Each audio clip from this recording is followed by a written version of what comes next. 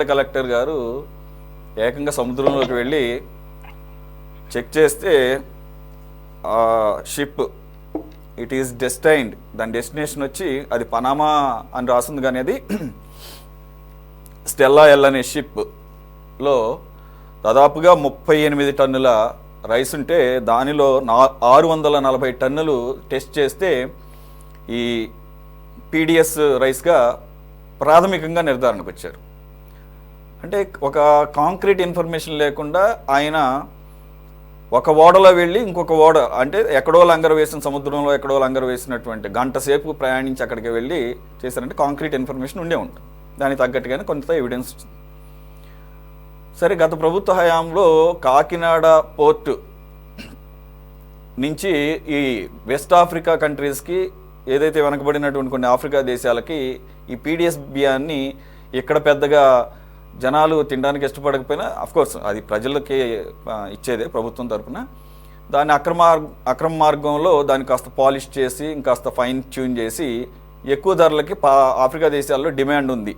ఆ రకంగా ఇది స్మగ్లింగ్ జరుగుతుందని జనసేన అలాగే టీడీపీ పార్టీలు అప్పట్లో పెద్ద ఎత్తున ఆరోపణలు చేసి దానికి తగ్గట్టుగా, మరి ఇప్పుడు మీ ప్రభుత్వం ఇచ్చే 5 నెలలు అయింది, ఇప్పుడు కూడా ఈ రకంగా అక్రమ రవాణా జరుగుతుందంటే ఏంటి దాని అర్థం? 2, దీని వెనక ఎవరున్నారు? అప్పట్లో అయితే ద్వారంపూడి ఫ్యామిలీ ప్రముఖంగా పేరు వినపడింది.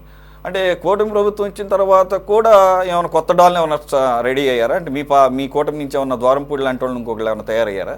ఆ పేర్లు అయితే బయటకు రావటం లేదు. ఏంటి సార్ ఇది? సార్, ఇది పోయిన ప్రభుత్వంలో జరిగిన అరాచకమే. ఇది అరాచకమే ఇప్పుడు దొరుకుతూ ఉంది 5-6 నెలల్లో. అది కూడా దృష్టి పెట్టి నాదెండ్ల వచ్చిన తర్వాత కూడా భయం లేకుండా పోర్టుల్లో పబ్లిక్ గా అలా తరలించేస్తున్నారా ఇప్పటికీ కూడా వైసీపీ వాళ్ళే? సార్, ఇప్పుడు ప్రభుత్వం ఏర్పడి 5 నెలలు అయింది, అయినా కానీ ఇవన్నీ బయట పెట్టడం జరుగుతుంది.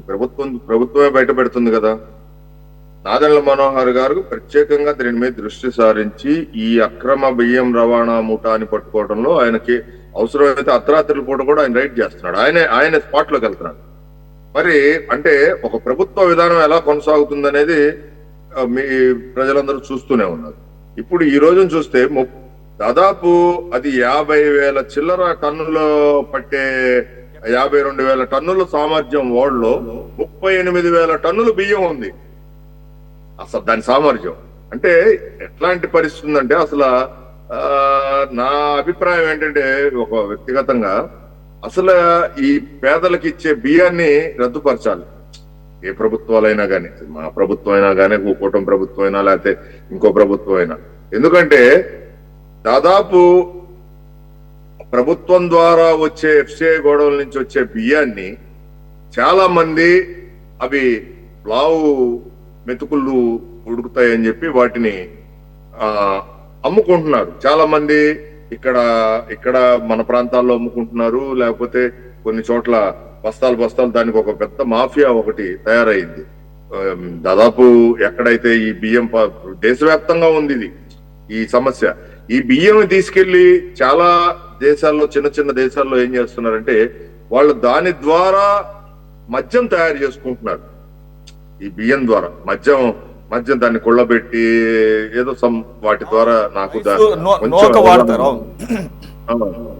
మన ప్రాంతాల్లో ఏం చేస్తున్నారంటే, వాటిని అట్ల పిండిలో కలుపుకోవటానికి ఈ బియ్యాన్ని వాడుతున్నారు. కొద్దిగా అలా ఉండరులే. కాదు సార్, పీడిఎస్ బియ్యం ఇప్పటికీ కూడా వాడేవాళ్ళు తినేవాళ్ళు చాలా మంది ఉన్నారు. అందరినీ ఒకే కాటుకండి. ఇప్పుడు నేనేమన్నా అంటే, ఇది పక్కదారి పడుతుందంటేనే దానికి చాలా డిమాండ్ ఉందని అర్థం. అదే విషయం ఏంటంటే, అంటే పేదలకి ఆ బియ్యం ప్లేస్ లో మనీ ఇవ్వటమా లేకపోతే ఏంటా అని, మనం బియ్యం ఇచ్చినా గానీ బయట అమ్మేసుకుంటున్నారు. మళ్ళా వెళ్ళి అతను మినిమం ఒక 30 రూపాయలు 40 రూపాయలు ఖరీదు ఉన్న బియ్యాలే ఎంత కటిక పేదవాళ్ళు అయినా కానీ కొనుక్కొని తెచ్చుకుంటున్నారు. ఈ బియ్యం తింటలేదు దాదాపు. ఎందుకంటే నేను కింద స్థాయిలో సమాజంలో తిరుగుతూ ఉంటా కాబట్టి వాళ్ళతో కూడా వాళ్ళని పేదల దగ్గరికి వెళ్ళి మేము సేవా కార్యక్రమాలు నిర్వహిస్తుంటాం కాబట్టి వాళ్ళని అడుగుతూ ఉంటే వాళ్ళు ఏం చేస్తున్నారంటే, వాళ్ళు అమ్ముకుంటున్నారు బయట. అందుకని దీన్ని ఏం చేయాలంటే, మనకేమో మన ఆంధ్రప్రదేశ్ లోనేమో ధాన్యసిరి ఎక్కువ వరి పంట ఎక్కువ పండుతుంది. కాబట్టి దాన్ని చూసుకొని దాన్ని ప్రభుత్వాలు జాగ్రత్త చేసుకుంటే ఇప్పుడు గత ప్రభుత్వంలో దీన్ని ఒక లారీ అన్న పట్టుకోగలిగారా? వైఎస్ జగన్మోహన్ రెడ్డి గారి పరిపాలనలో పట్టుకోలేదుగా. మరి అంతకు ముందున్న ప్రభుత్వాల్లో కూడా చంద్రబాబు గారి ప్రభుత్వంలో మరి ఇట్లాంటి బియ్యం అక్రమ రవాణాలు జరుగుతుంటే పట్టుకున్న సందర్భాలు ఉన్నాయి. ఇప్పుడు కూటమి ప్రభుత్వంలో మరి స్వయంగా మంత్రి గారే, పౌర సరఫరాల మంత్రి గారే స్వయంగా మనోహర్ గారు రైడ్లు చేస్తూ, గోడౌన్లకు వెళ్తూ, రైస్ మిల్లులకు వెళ్తూ ఆయనే పట్టుకొని మరి చేస్తున్నారంటే మరి ఈ రోజున మనం ఈ రోజున ఈ డిబేట్ దీని గురించి మాట్లాడుకుంటున్నాం అంటే అది ప్రభుత్వం వల్లే సాధ్యపడిందిగా ఇది పట్టుకోవటం అనేది. దీన్ని ఎట్లా అధిగమించాలి అనేది కూడా ప్రభుత్వం మరి నాదెండ్ల మనోహర్ గారు మరి చంద్రబాబు గారితో చర్చించడం జరిగింది, పవన్ కళ్యాణ్ గారితో చర్చించడం జరిగింది. దీన్ని ఎలా అరికట్టాలి అనే దాని మీద భవిష్యత్తులో దానికి ఒక రూపం అనేది ఒకటి వస్తుంది. కోటేశ్వర గారు, శ్రీధర్ గారు అడ్మిట్ చేశారు. అఫ్ కోర్స్ అరికట్టడం అనేది అంత ఈజీ కాదు అంటున్నారు. రెండో పాయింట్ వచ్చేసి దీనికి ఆల్టర్నేటివ్ ఏమన్నా ఉందా అంటే, ఇప్పుడు మనోహర్ గారు ఏదైతే ఆయన ఆశించి రెగ్యులర్గా తనిఖీలు చేస్తున్నా అవి కింది స్థాయికి రీచ్ అవ్వట్లేదా ఆయన ఆదేశాలు, లేకపోతే ఆయన ఏదైతే అరికట్టాలనుకుంటున్నాడు అంటే కింది స్థాయిలో ఏమన్నా నెక్సెస్ ఫామ్ అయ్యి ఈ రకంగా కంటిన్యూ అవుతుందంటారా? అరికట్ట లేకపోవడం అనేటువంటిది చిత్తశుద్ధి లేకపోతే అరికట్టలేరు తప్ప చిత్తశుద్ధి ఉంటే అది అంత కష్టమేం కాదు. చెప్పమానండి, మేము అరికట్టలేకపోతున్నాం, మేము చేతులు ఎత్తేస్తున్నాం అని చెప్పేసి చెప్పమానండి. అధికారంలో ఉన్నటువంటి వాళ్ళు కూడా ఆ విధంగా మాట్లాడితే ఒకటి. రెండోది, ఆ బియ్యం జనం తింటలేదు అంటున్నారు. అదే కనుక అయ్యేట్లయితే తినే బియ్యం ఏమని కేంద్ర ప్రభుత్వాన్ని అడగండి. తినని బియ్యం మనకెందుకు?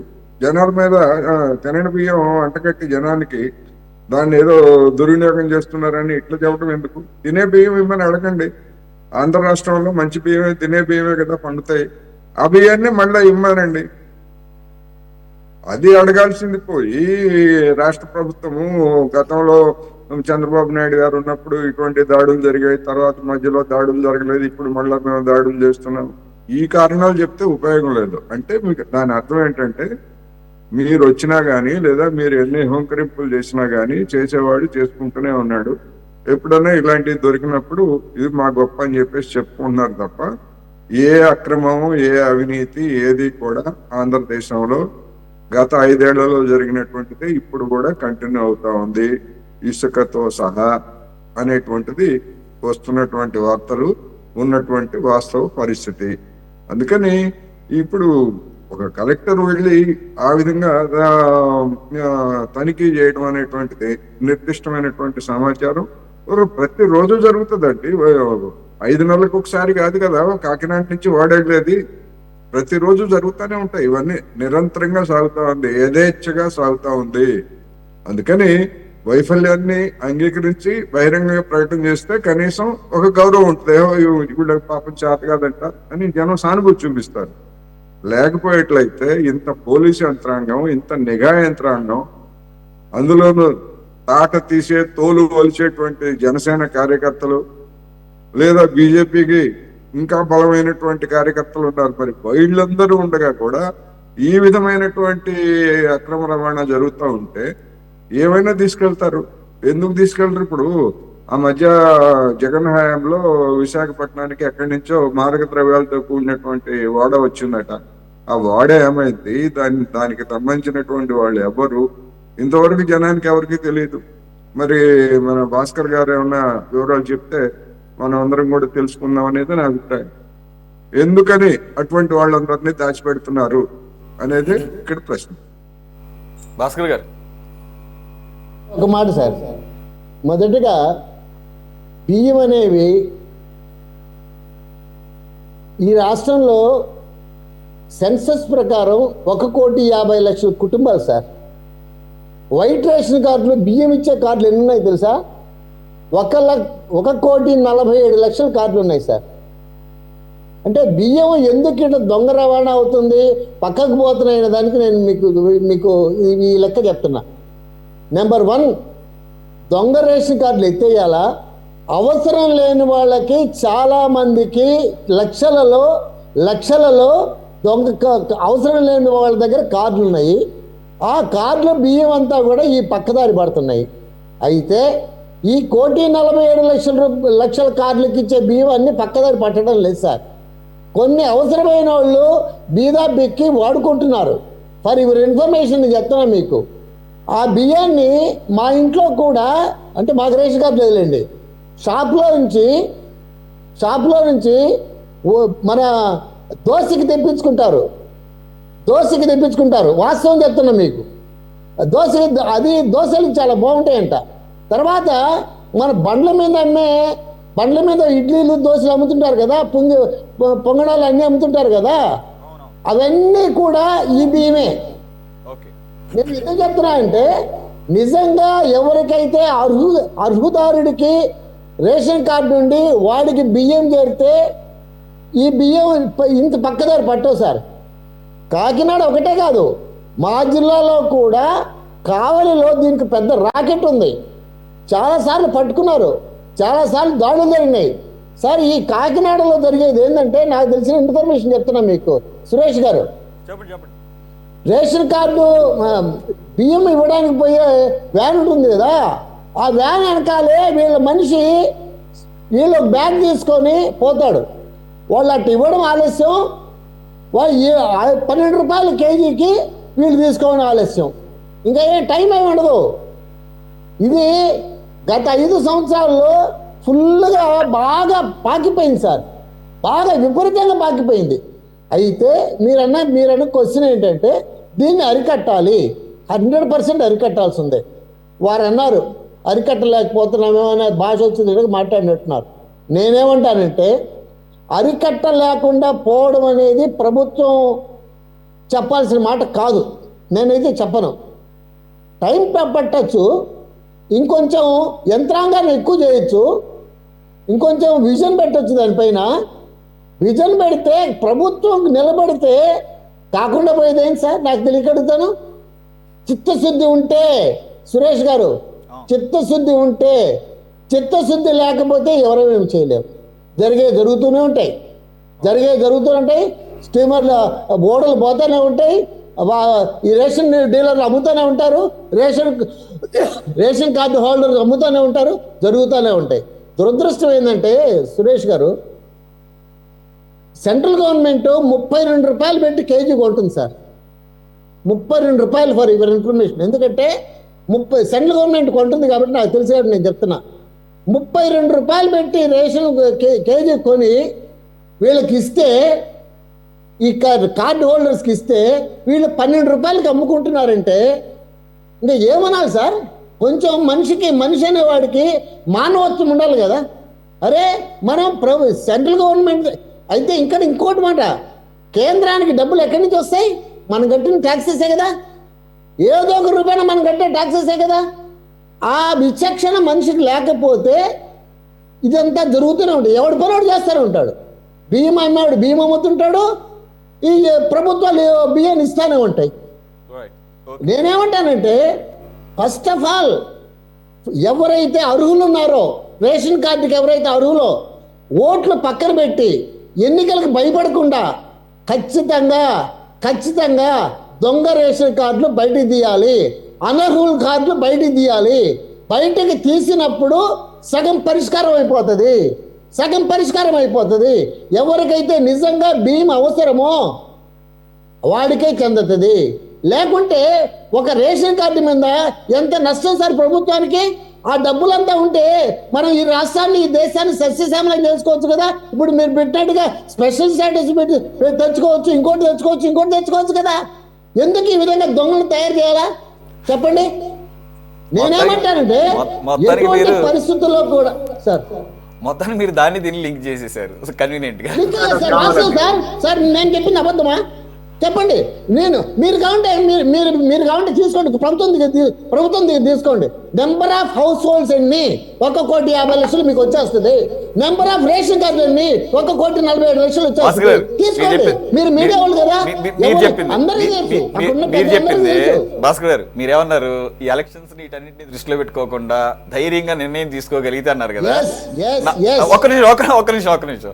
ఇప్పుడు కోవిడ్ టైంలో స్టార్ట్ అయింది ఫ్రీగా కేంద్ర ప్రభుత్వం ఇవ్వడం అనేది. అది కోవిడ్ అయిపోయింది, 2 సంవత్సరాలు అయిపోయినా కానీ మళ్ళీ పొడిగించింది కేంద్ర ప్రభుత్వం. కాబట్టి అవన్నీ కూడా ఎలక్షన్స్ దృష్టిలో పెట్టుకునే ఈ రకమైన జరుగుతుంది. కాబట్టి దానికి సురేష్ గారు మీరు పర్మిషన్ ఇస్తే ఒక మాట చెప్తారు సార్. రైతుల దగ్గర నుంచి బియ్యం కొనకపోతే రైతు పండించిన పంట సముద్రంలో పోసుకోవాలి సార్. ఇది ఆఫ్ ది రికార్డ్ చెప్తున్నాను. దాంట్లో చాలా ఉన్నాయి. అది పెద్దలు అందరికంటే ఫ్రీగా ఇవ్వటం మేమే వ్యతిరేకించట్లా. దాన్ని ఎక్స్టెండ్ చేయటంలో మంచిదే, ఒక మంచి ఉద్దేశంతోనే ఇచ్చినా పర్లేదు. కానీ మీరు అన్నట్లుగా ఎలక్షన్స్ కూడా దాంట్లో భాగంగానే ఉంటాయి, ఆ ఎక్స్టెన్షన్ లో భాగంగానే ఉంటాయి సార్. భయపడకూడదు. ఇప్పుడు సార్ ప్రజలు ఎడ్యుకేట్ చేయకుంటే సార్ చెప్పండి. ప్రజలని వాస్తవాలు ప్రజలకు చెప్పి ఎడ్యుకేట్ చేయకపోతే ఎట్లా? ఈ విధంగా ఇంత అన్యాయాలు జరుగుతుంటే సార్ ఇప్పుడు మేము బీజేపీ ధైర్యంగా నిర్ణయాలు తీసుకుంటుంది అని ఒక ఇది ఉంది కదా, ఏది తీసుకున్నా కానీ. మరి మమ్మల్ని గెలిపించండి సార్, మీరు పాయింట్ అర్థం చేసుకోవట్లా. మీరు పాయింట్ మీరే ఇంప్లిమెంట్ చేయలేనప్పుడు, ఆ నిర్ణయం తీసుకోవడానికి అంత ధైర్యం చేయనప్పుడు మీకు ప్రాంతీయ పార్టీ ఒకటైతే తీసుకుంటుంది, బీజేపీ ఒకటైతే తీసుకుంటుంది. మీరు తీసుకునే నిర్ణయాలన్నీ చాలా డీప్ రూటెడ్ ఇష్యూస్ లేండి. అవన్నీ కూడా కాంట్రవర్షియల్. ఆ యాంగిల్ వేరే వద్దులే, మనం ఎప్పుడైనా మాట్లాడుకుందాం. నేను అనేది రేషన్ విషయంలో సార్ నేను చెప్పేది ఒక మాట సార్. ఏదైనా ఫ్యాక్టరీ మాట్లాడుకోవాలి సార్. పరిష్కారం ఎట్లా సార్ మీరు చెప్పండి. నెంబర్ 1 ఇప్పుడు సార్ ఈ రాష్ట్రంలో 1,50,00,000 కుటుంబాలు ఉంటే 1,40,00,000 కార్డులు ఉంటే ఎంప్లాయీస్ ఏమయ్యారు? అది ఓకే, అది దాని మీద ఎలాగే ప్రక్షాళన చేయాలి. ఇది ఇప్పుడు కాదు, ఇది ఇప్పుడు దశాబ్దాల నుంచి ఉన్న సమస్య ఇది. సార్ తులసిరెడ్డి గారు మీ అబ్జర్వేషన్. మరి ఒక మాట చెప్తాను సార్ మీకు సురేష్ గారు, ఒక చిన్న మాట. మోడీ గారు ఫస్ట్ గవర్నమెంట్ లో 2014 వచ్చినప్పుడు ఎవరైతే అవసరం లేని వాళ్ళు గ్యాస్ మీద సబ్సిడీ రిటర్న్ చేసేయండి అని చెప్పాడు. కొన్ని లక్షల మంది రిటర్న్ చేశారు, నేను కూడా చేశాను సార్. 150 కోట్ల 150 సార్, వీ అప్రిషియేట్. కానీ 150 కోట్లు ఎక్కడ, లక్షల్లో వాలంటరీగా సరే సార్. సార్ మీరు అట్టంటే నేను ఏం చేయమంటారు? మీకు జరిగిన విషయం చెప్తున్నా మీకు. సరే అయితే మీరు వాళ్ళ పర్సనల్ తీసుకోవాలి. మీరు టాపిక్ ఎత్తారు కాబట్టి ఏం చేశారండి? ఆ సబ్సిడీ ఏదో మీరు ముందు కట్టేసేయండి డబ్బులు ఏంటి, మీకేమో డీబీటీ ప్రకారం వేస్తున్నాయి. ఎంత పడుతున్నాయి తెలుసండి సిలిండర్కి? 12 రూపాయలండి. 12 రూపాయలు సార్. 650. ఆ రోజు 400 సార్. సార్ ఆ రోజు 400. నేనేమంటున్నా అంటే సబ్సిడీలు ఎత్తేసి, ఇప్పుడు ఇందాక తెలుగుదేశం మిత్రుడు అన్నాడు, ఏంటి అసలు ఇది ఎత్తేసి అట్లా డబ్బులు ఇవ్వాలంట. బాబు సార్, ఆ డబ్బులు కనుక ఎత్తే అవకాశం ఇచ్చారనుకోండి, ఇవి సిలిండర్ లాగానే తయారవుతుంది ఇది. కాబట్టి అటువంటి ప్రమాదకరమైన సలహాలు ఇవ్వకండి. ఒక్క నిమిషం దయచేసి ప్రక్షాళన చేయాలని అడగలిగారు. తులసిరెడ్డి గారు ప్లీజ్. సబ్సిడీ బియ్యం పథకం మీద తప్పకుండా అందరూ చెప్పినట్టు కేంద్ర రాష్ట్ర ప్రభుత్వాలు పునరాలోచించాల్సిన అవసరం. ఎందుకంటే కేంద్రము రాష్ట్రం కలిసి వేల కోట్ల రూపాయలు ఎవ్రీ ఇయర్ ప్రజాధనాన్ని పన్నుల రూపంలో రాబట్టిందని ఖర్చు పెడుతున్నారు. కానీ ఇది 4 విధాలుగా దారి మళ్లిస్తా ఉంది. ఒకటి, ఇంతకుముందు వారు చెప్పినట్టు ఇది ఇడ్లీలకు దోశలకు ఒక సైడ్ పోతా ఉంది. రెండవది వచ్చేసి కొన్ని ఊర్లలో పాడి పశువులకు ఈ బియ్యం తీసుకొని అన్నం వండి పాడి పశువులకు అన్నం వేస్తున్నారు. పాడి పశువులకు అన్నం పెడితే వెన్న శాతం ఎక్కువ వస్తుంటారు మిల్క్లో. దానికోసం వచ్చేసి ఇది ఒక టైపు డైవర్షన్ అవుతుంది. మూడవది రీసైక్లింగ్. దీన్ని తీసుకొని మళ్ళీ వేరే వాళ్ళు తీసుకొని దాన్ని డబుల్ పాలిష్, ట్రిపుల్ పాలిష్ పెట్టి మళ్ళీ ఇళ్ళకే అమ్ముతున్నారు. ఇక్కడ వారు చెప్పినట్టు 10 రూపాయలు 12 రూపాయలకు తీసుకోవడము, మళ్ళీ 40 రూపాయలకి 50 రూపాయలకు అదే బియ్యాన్ని అమ్మడం, రీసైక్లింగ్. 4వది స్మగ్లింగ్, విదేశాలకు. ఇది భారీ స్థాయిలో ఈ 4 విధాలుగా దారి మళ్లింపబడతా ఉంది. కాబట్టి ఇక్కడ డెఫినెట్గా ముందు అవేర్నెస్ కలిగించాల్సిన అవసరం ఉంది. తమిళనాడు, కేరళలో వాళ్ళు ముతక బియ్యం వాడతారు. ముతక బియ్యంలో సైంటిఫిక్గా వచ్చేసి B12 వైటమిన్ ఉంటుంది, పోషక విలువలు ఎక్కువ ఉంటాయి.